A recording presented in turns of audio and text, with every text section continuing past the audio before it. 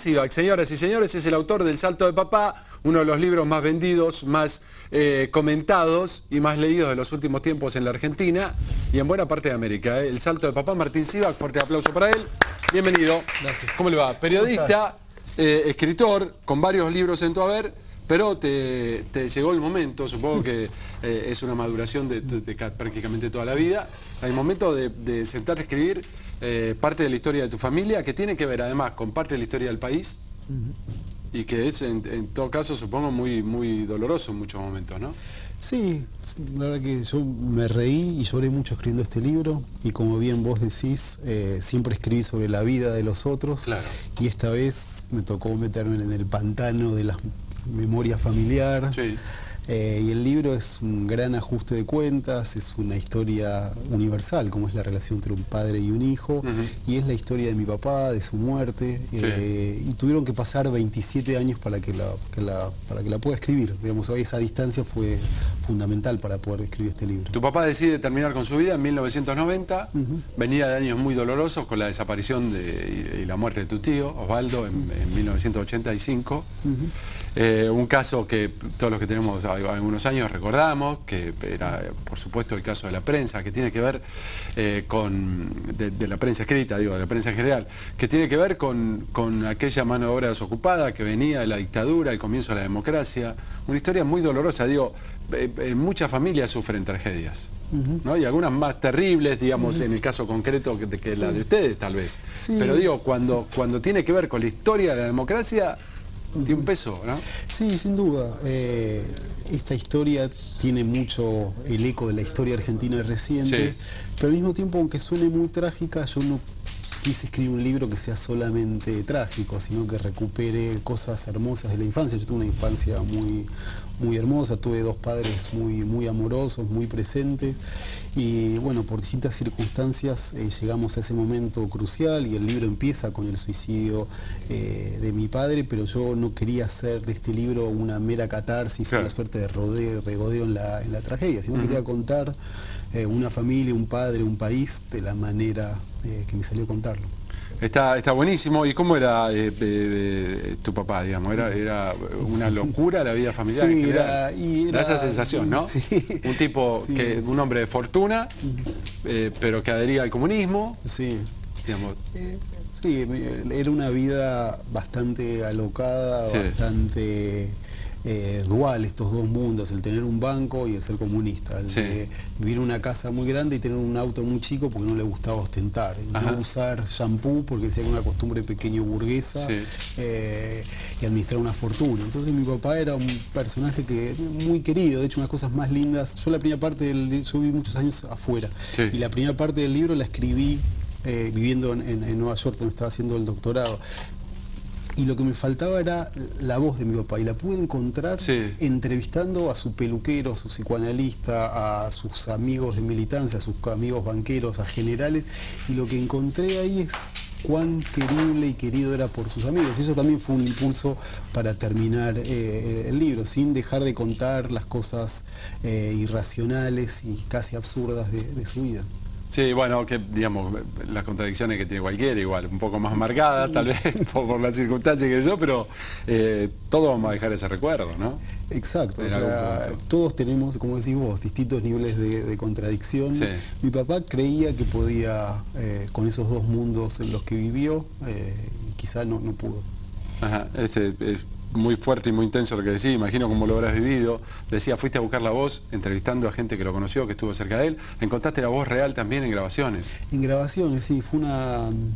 Mi papá, cuando estaba dueño del banco, tenía un grupo de estudio de Marx en el año 88, 89, y en las transcripciones de esos grupos de estudio encontré un poco los chascarrillos, las ironías de mi papá, y sobre todo en la voz de los otros, ¿no? Daniel Biglietti, el músico, era uno de sus mejores amigos, en los recuerdos de otras personas. Así que esto fue una especie de rompecabezas que me llevó 7 años, y sobre todo, más que escribir el libro, esto fue reescritura. Hasta encontrar un tono, hasta encontrar una distancia, me llevó 7 años. Y estás contando tu historia y le estás aportando a los que vivimos esos años y a la historia argentina un capítulo, otro punto de vista de ese episodio que fue una marca para la democracia. Sí, a mí me interesaba contar. Digo, el de tu tío, después el de tu viejo. Sí, a mí me interesaba mucho bueno, lo de mi tío fue muy desgarrador porque, bueno, yo quería mucho a mi tío, sí. Por eso está dedicado el libro a él. Sí, lo nombrás como un segundo padre. Y después había otra cosa que a mí siempre como periodista político me interesó mucho, que es la relación entre poder político y poder económico. Sí. Un empresario, ¿cómo se lleva con la política? ¿Cómo se lleva con el Estado? Entonces, lejos de hacer un retrato heroico de mi padre, cuento que él, cuando el banco estaba a la quiebra, él obviamente le pagaba coimas a funcionarios del Banco Central, sí. A dirigentes políticos para que ayuden, como también pagó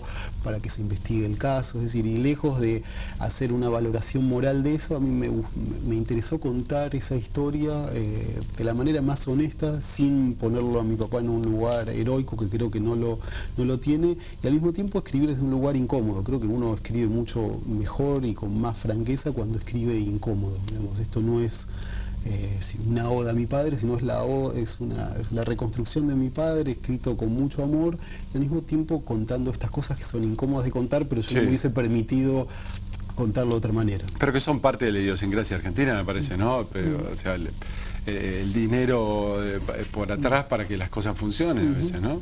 Sí, sí. El favor, el regalito, se da mucho, se sigue dando mucho, lamentablemente. Es tremendo. ¿Qué contradicciones te encontrás parecido a tu viejo? Uy, muchísimas. Sí. ¿Cómo te llevas con la guita, por ejemplo? Bien, o sea, es otra relación. O sea, yo empecé a trabajar de periodista a los 18 años. Claro, no tenés un banco. No tengo un banco, entonces soy un profesional que vive de lo que le gusta hacer, sí. Entonces tiene una vida mucho más tranquila, entonces no tengo esas cosas. Creo que tengo menos contradicción que mi papá, y no tengo ese mandato familiar de mi papá. Siguió adelante con el banco porque el mandato del padre le había dicho: vos tenés que sacar adelante la empresa. Yo no tengo ninguna empresa, trabajo lo que me gusta hacer, así que en ese sentido me siento bastante afortunado. Está muy bien. Hay uno, digamos, con respecto al caso de tu tío, aquella trágica desaparición, el secuestro y posterior muerte, hubo una voz que conocimos todos, que fue la de Marta Ollanarte. Sabemos que hubo alguna polémica en relación a cómo la otra parte de la familia ve lo que escribiste. ¿Cómo está eso?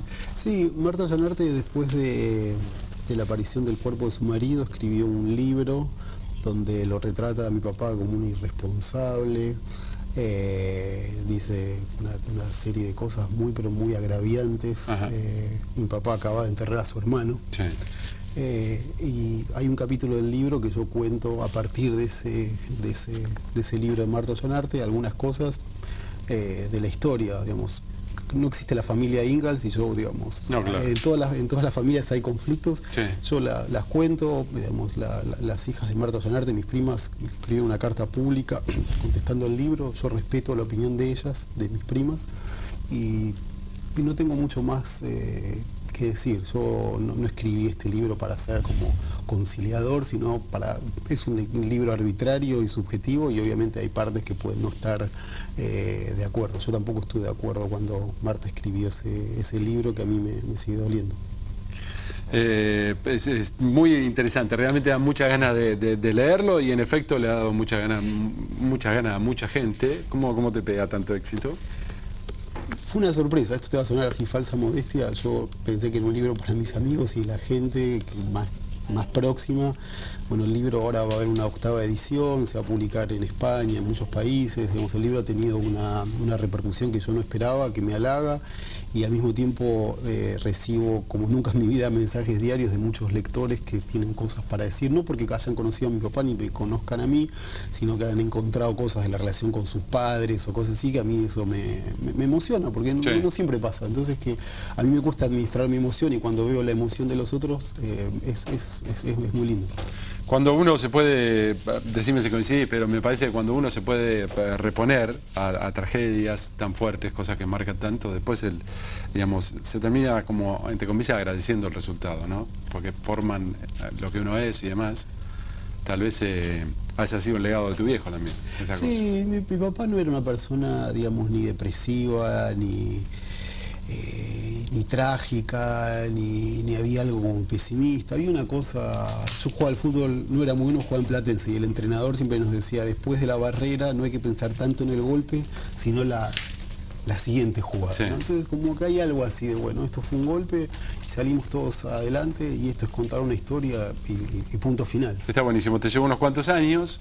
¿Fue un proceso? ¿Lo tuviste siempre en mente o apareció en un momento?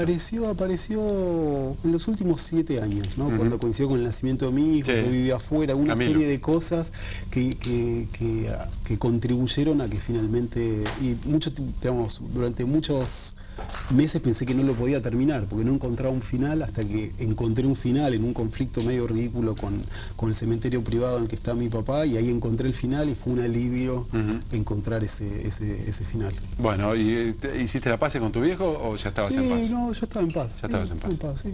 Bueno, En paz. ¿va a llegar al cine? Bueno, hay varios directores que han hecho propuestas, algunos para hacer un largo, otros para hacer una ficción en serie, otro para hacer un documental ficción. Estamos viendo, yo soy como Sí. más cauteloso porque una cosa es, digamos, la escritura, cada cosa que digo ahí la puedo Sí. sostener, en cambio lo que salga en una pantalla grande no lo puedo sostener, entonces es un tema, todavía no lo tengo. ¿Te apareció muy la claro. cara de algún actor para tu viejo? No, ¿a vos se te aparece una cara? No, estaba pensando. No, todavía no. No sé, viendo la foto de la portada, Luis Luque, podría ser. Luis Luque, es cierto. Estaría bien, ¿no? Luis Luque, ¿cuál fue ese famoso que hizo? Lo hizo de... Me sale Luca Prodan, pero no fue. no. No, ¿Eh? el puntero, sí. Sí, puede ser. Sí, bueno, muy bien. ¿Estás para autografiarnos el libro para Por quien lo gane? supuesto, sí.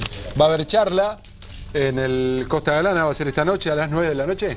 A las 9 de la noche en Costa Galán. Cerrando el ciclo Verano Planeta, que es un ciclo que nos encanta apoyar y nos encanta recibir a sus escritores. La verdad que teníamos muchas ganas de conocerte.